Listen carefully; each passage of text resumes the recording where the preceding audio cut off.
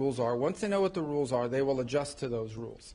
So I don't think it's fair to say economies are crashing. Markets are crashing because markets are based on the stock value of companies who today are embedded in modes of production that are bad for the United States. We have to be a country that thinks we're the largest consumer market in the world, and yet the only thing we export is services.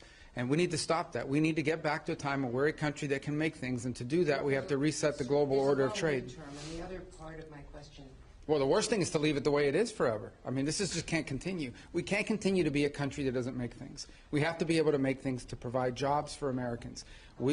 That's it. It's that simple. China is an example. I mean, it's outrageous. I mean, they don't consume anything. All they do is export and flood and distort markets, in addition to all the tariffs and barriers they put in place. So the president rightly has concluded that the current status of global trade is bad for America and good for a bunch of other people, and he's going to reset it, and he's absolutely right to do it. Let me ask you about also the predictability of relationships with allies. The Prime Minister of Greenland, the Prime Minister of Denmark, which at this point owns Greenland, so Denmark, a NATO ally, is saying that it's unacceptable that one country cannot annex another country. Well, no one's annexed anything. It's going to be up to Greenlanders. The Vice President made that clear. He's going to respect the self-determination of Greenlanders. So at some point, the Greenlanders have made clear that they want to be independent of Denmark. So that's Denmark should focus on the fact that the Greenlanders don't want to be a part of Denmark. That's what they should focus on. We didn't give them that idea. They've been talking about that for a long time. Whenever they make that decision, they'll make that decision. And then what we're not going to do is let China come in now and say, offer them a bunch of money and become, dependent on China. The President said he would not rule out using military force against Denmark, a NATO ally. No, he said he would not rule out. No. He said he would not rule out. He said, I'm not going to rule out anything if Greenland is encroached upon by a foreign power like a China or Russia or anybody else. But it doesn't matter, because Greenlanders are going to make a decision. They're the ones that want to get away from Denmark. They're the ones that want to be independent. Not us. We didn't come up with that idea. They did. And if they make that decision, then the United States would stand ready, potentially, to step in and say, okay, we can create a partnership with you. We're not at that stage. But that's what the Vice President made clear last week in his visit there. His statement was very abundantly clear, that we will respect the self-determination of the people of Greenland. The people of Greenland. And they're the ones that want to leave Denmark. That wasn't our idea. All right. Well, second question here. Missy from Washington Post. Mr. Secretary, I'd like to ask you about the Russia-Ukraine negotiations. Can you give us tell us about the American assessment of the conditions that Russia put forward regarding the Black Sea ceasefire talks, and also the British and French foreign ministers said this morning that Putin was dragging his feet. Do you agree with that? Maybe. I mean, he might be. We don't know yet. We're going to find out fairly soon. I mean, look, here's what the president wanted to do. He wants to end this war, and he wanted to test it very early in his administration. Is it possible to end this war on terms that are acceptable, obviously, to both sides? Because you can't end a war unless both sides agree. And that's what we're in the process of finding out. We will know soon enough, in a matter of weeks, not months, whether Russia is serious about peace or not. I hope they are. It would be good for the world if that war ended. But obviously, we have to test that proposition. So we're working through that process. We had a visitor, Mr. Kirill, was here this week. Had a chance to sit down with him. He met with others. He'll take some messages back, and the message is the United States needs to know whether you're serious or not about peace. Ultimately, Putin will have to make that decision. The Russian Federation will have to make that decision. I think the Ukrainians have shown a willingness to enter, for example, into a complete ceasefire to create space for negotiation. At some point here, fairly soon, not 6 months from now, the Russians and Putin will have to make a decision about whether they're serious or peace or not, and I hope they are serious. So it would be good for the world if that war ended. What is your assessment of the Russian conditions that were put forward? And also, Dmitriev said, following his talks with Mr. Witkoff yesterday, that the U.S. and Russia might resume direct flights as maybe a confidence-building measure. Do you support that? So that I haven't heard anything about direct flights. I can tell you, but I don't know who's going to fly in it because all these people are sanctioned. But I would just tell you that the thing I would point to you is this. We're going to wait and see. The Russians know our position in terms of wanting to end the war, and we will know from their answers very soon whether they are serious about proceeding with real peace or whether this is a delay tactic. If it's a delay tactic, the president's not interested in that. If this is dragging things out, President Trump's not going to fall into the trap of endless negotiations about negotiations. We will know soon enough whether or not Russia is serious about peace. If they are, that'll be great. Then we can move towards peace. If they're not, then we'll have to reevaluate where we stand and what we do moving forward about it. But we'll be in no different a position than we are today, or we were when he took office. He wanted to know early in his administration, is peace possible? We're testing to see if the Russians are interested in peace. Their actions, not their words, their actions will determine whether they're serious or not, and we intend to find that out sooner rather than later. And what about their conditions?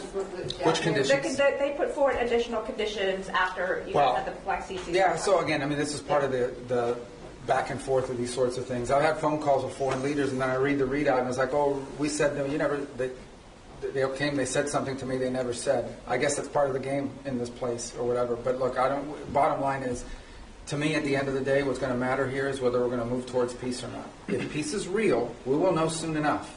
If they're not interested in peace, we will know soon enough. And we'll make decisions on the basis. I hope they are real. There are some promising signs. There are some troubling signs. It's not going to be easy. No one ever said this would be easy.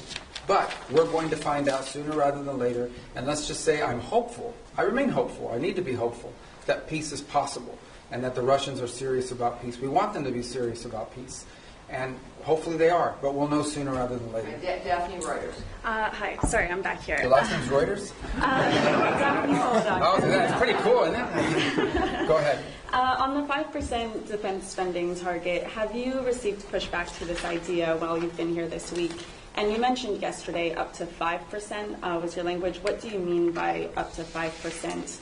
Well, I said up to a path up, getting up to 5% at some point. I'm not saying overnight, but to get to that point. We think that's what NATO allies need to be spending for NATO to face the threats that it itself has identified and articulated. Here's the good news. The good news is everyone generally, with a couple exceptions, are spending more on defense today than they were 3, 4, 5 years ago. That's positive. That trend needs to continue. So the trend lines are good, but they need to continue. But this is not about spending. Okay? This is not about money necessarily. This is about capability. In order for NATO to be stronger, it needs partners that are stronger. Okay? The United States commits a lot to NATO and continues to. We are as involved in NATO today as we have ever been. And we intend to continue to be. But it has to be a real alliance. And that means that our alliance partners have to increase their own capabilities. So hopefully two things have led to that. The first is the war in Ukraine, I think, has woken up a lot of people on the continent about real threats and real war. And the other is, I think, the pressure and the statements of President Trump that have been pretty consistent about increasing their spending. So this whole trajectory of more defense spending began, I believe, back in 2017, 2018, under President Trump's first term. We want that trend to continue. And we're hoping when the leaders meet in The Hague that there'll be further and firmer commitments in that direction. I think it's beneficial to the alliance. The stronger our partners in NATO are, the more capable our partners in NATO are, the stronger NATO is. And everybody should be in favor of that. And sorry, just to follow up, so will you try and get the official target as 5% rather than 2%, and will the U.S. commit to 5%? Sure, we're heading there now. We're going to have to spend more on national security because we have a global footprint. And that's the point that I think has been made and missed in a lot of places. Okay, the United States has Indo-Pacific alliance obligations as well that we've made. We are currently involved in opening up the Red Sea so that global shipping for everyone, including our European partners, can become possible again. We're engaged in counter-drug and counter-gang interdictions in the Western Hemisphere. There's obviously all sorts of issues going on in different parts of the world, including we're concerned about a resurgence of terrorist cells, whether it's in Africa or in the Middle East. So the U.S. has these global obligations, and we have China that's undergoing the largest, most expansive peacetime military expansion in history. So we need to confront all of these things, and we're engaged in all of those things. So we're going to have to increase defense spending in our country. I think our commitment to NATO isn't just 3-something% spending of GDP. It's sustained over an extraordinary period of time, and that continues. So, look, I think our partners know they need to do more. They've all indicated they want to do more. They've begun to do more, and that trend needs to continue. Mr. Secretary, you mentioned that you met with Kirill Dmitriev as well. In order to stop them from dragging their feet and dragging this on, is there anything that you said, perhaps not threats, but is there anything that you said you wanted to see concretely from the Russian side in order to... Yes, peace. We want to see peace. But specifics in terms of getting to this ceasefire first and then the negotiations later? I mean, peace means you stop shooting at each other. I mean, it's as simplistic as that. Now, obviously, look, there's all kinds of conditions for a final peace, and you have to work with both sides. And I've said from the beginning, the only way a war ends in a negotiated settlement. If it's not an unconditional surrender, then it is both sides make concessions. We're not going to prejudge what those concessions are because those concessions will depend on what Ukraine will accept and Russia will accept. But we have to make concrete steps towards peace. What we're not interested in, and I'm not accusing them of this, I'm just telling you what we're not interested in is negotiations about negotiations. That we're not going to continue this forever. So none of it was threatening. I think it was more an explanation of This is our timeline, and at some point, it'll be clear whether you want peace or you don't want peace. And that time is coming. It's pretty short. At the same time, as you now have seen, members of Congress have begun to file bills to increase sanctions. So there is going to be growing pressure from Capitol Hill to impose sanctions that we're not going to be able to stop if, in fact, we're not making progress towards peace. All these factors have been explained in the nicest way possible. Hopefully he'll take that message back to Moscow, and it'll make clear that we need to begin to see real progress, or we'll have to conclude that they're not interested in peace. But let's hope they are, because I think it would be better for everyone. Are more talks planned? Well, we need to hear an answer to this. I mean, we're going to have talks as long as talks are about something. It can't be talks about talks. At the end, I think initially it was important to talk because we hadn't talked to them in a long time, but now we've reached the stage where we need to make progress. And if we're not making progress towards peace, then we have a set of factors that we have to take into account. But hopefully we are going to make progress towards peace. I remain optimistic that we can. It'll be hard, it'll be difficult, but I'm optimistic that we can. Mr. Secretary, the Myanmar earthquake, I mean, normally in these kind of events you would have up to 200 Americans with sniffer dogs, special equipment, experts in their field, saving lives on the ground. This has not happened because of the dismantling of U.S. Well, that and the fact that it's run by a military junta that doesn't like us. So it's hard for us to move around in that country. I say these events are always non-political. They went into Syria, for example, in the Turkey-Syria earthquake. So they can accept. Well, we're not the government of the world. No, we'll provide humanitarian assistance, just like everybody else does, and we will do it the best we can. But we also have other needs we have to balance that against. We're not walking away from humanitarian assistance. But again, I go back, there's a lot of other rich countries in the world. They should all be pitching in. We're going to do our part. We already have people there. We'll have more people there. We'll help as much as we can. It's not the easiest place to work. Okay, they have a military junta that doesn't like us, doesn't necessarily allow us to operate in that country the way we wanted to. That would have impeded our response no matter what. That said, we are willing to continue to help in the humanitarian crisis. Other countries need to do so as well. China's a very rich country. India's a rich country. There are a lot of other countries in the world, and everyone should pitch in. I don't think it's fair to assume that the United States needs to continue to share the burden, 60-70% of humanitarian aid around the world. We will be in the business of humanitarian aid, but we have other priorities as well that are national interest priorities of the United States, and we're going to align all those to be properly balanced. Soft power. I mean, all of the experts in this have said the reason is not because of the politics of Myanmar, but it's because of the dismantling of USA. You simply couldn't deploy. Yeah, I don't listen to these so-called experts. So it's not real experts. These are so-called experts. These are people that are part of that NGO industrial complex. No, these are people that make millions and hundreds of millions of dollars in these NGOs all over the world that stand up and they get flooded with U.S. taxpayer money, and then we have to spend $100 million to get $10 million to people. We're not doing that anymore. Okay? We have stopped. We are no longer going to spend $100 million to get $10 million to recipients. We're not going to fund these global NGOs all over the world that are living off of this. We're not doing it. We are prepared to help and work with governments and appropriate NGOs on the ground that are delivering assistance. We will be there and we will be helpful. There are a lot of other rich countries. They should also pitch in and help. And some of them are and some of them are not. But we are going to do our part. We're going to continue to do our part. But it's going to be balanced with all of the other interests we have as a country. We are not a nation. We are the richest country in the world, but our resources are not unlimited. They are not unlimited. And we have a massive national debt, and we have many other priorities as well, and it's time to recalibrate all of that. So we'll be there, we'll be helpful as much as we can. We've got other things we have to take care of as well, but we care deeply about what's happened there. Mr. We wish we had a more cooperative government. Mr. Secretary, the Middle East was part of your discussion here in NATO, especially that did you find support from members toward your policy, our airstrikes and Houthis, and your maximum pressure policy toward Iran? Yeah, I mean, on the Houthis, everybody wants to get their ships through the Red Sea. We're the only ones doing anything about it, but everyone wants to, get their ships through there.